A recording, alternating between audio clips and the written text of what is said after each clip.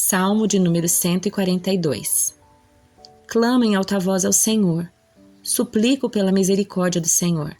Derramo diante dele minhas queixas e lhe apresento as minhas angústias. Quando estou abatido, somente tu sabes o caminho que devo seguir. Aonde quer que eu vá, prepararam armadilhas contra mim. Procuro alguém que venha me ajudar, mas ninguém sequer lembra que eu existo. Não tenho onde me abrigar, ninguém se importa com o que acontece comigo. Então clamo a ti, Senhor, e digo: Tu és meu refúgio, és tudo o que desejo na vida. Ouve meu clamor, pois estou muito fraco. Livra-me dos que me perseguem, pois são fortes demais para mim. Tira-me da prisão para que eu te dê graças.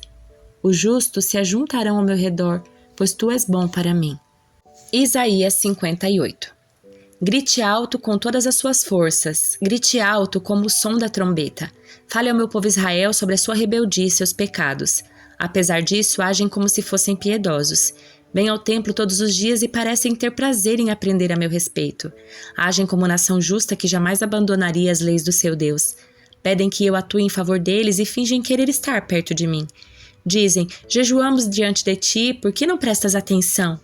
Nós nos humilhamos com severidade, tu nem reparas. Vou lhes dizer o porquê, eu respondo. É porque jejuam para satisfazer a si mesmos, enquanto isso oprimem seus empregados. De que adianta jejuar se continuam a brigar e discutir?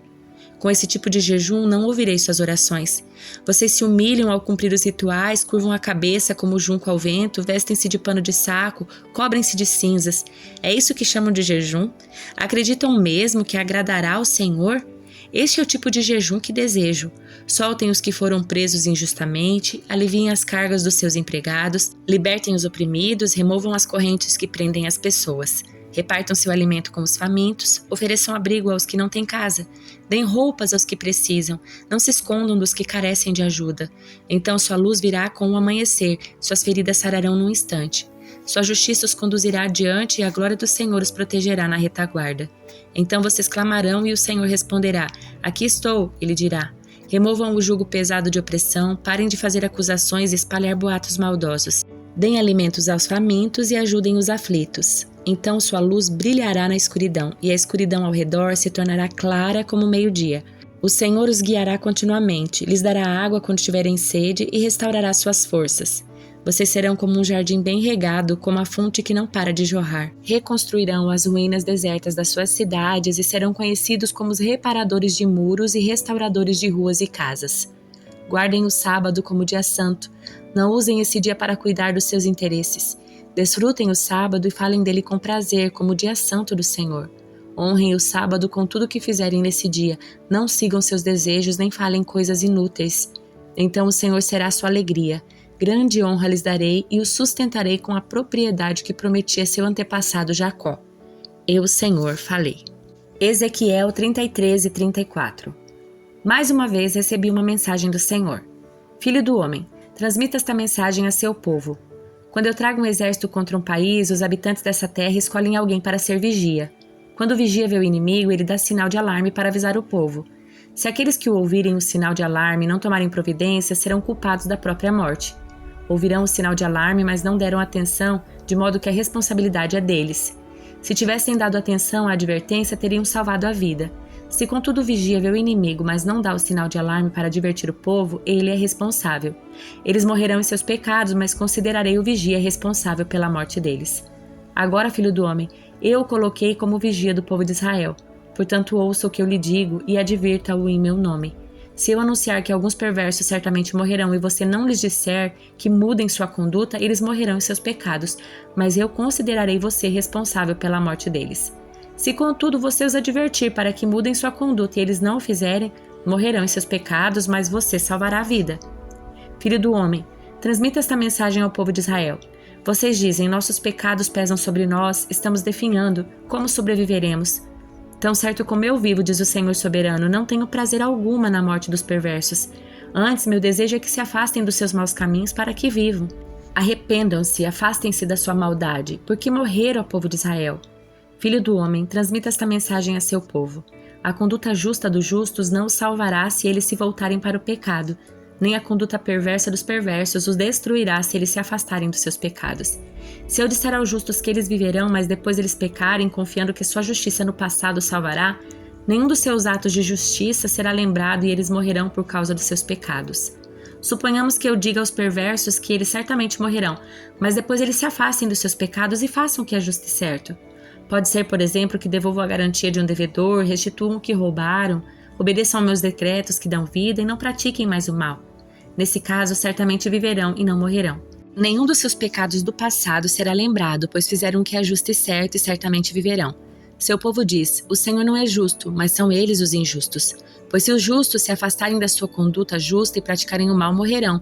Mas se os perversos se afastarem da sua conduta perversa e fizerem o que é justo, é certo que viverão.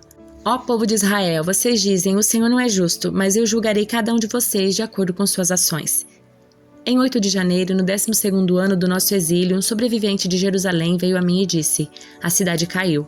Na noite anterior, a mão do Senhor tinha vindo sobre mim e me restaurado a voz. Por isso consegui falar quando o homem chegou na manhã seguinte. Então recebi esta mensagem do Senhor: Filho do homem, o remanescente de Israel que vive espalhado entre as cidades arruinadas anda dizendo: Abraão era um só, no entanto veio a possuir toda a terra. Nós somos muitos, certamente a terra nos foi dada como propriedade. Portanto diga-lhes: assim diz o Senhor soberano: vocês comem carne com sangue, adoram ídolos e assassinam inocentes. Acreditam mesmo que a terra deva ser sua? Assassinos, idólatras, adúlteros? Acaso deveriam possuir a terra? Diga-lhes: assim diz o Senhor soberano: tão certo como eu vivo, os que vivem nas ruínas morrerão à espada, os que vivem nos campos abertos serão devorados por animais selvagens que eu enviarei, e os que estão escondidos em fortalezas e em cavernas morrerão de doença.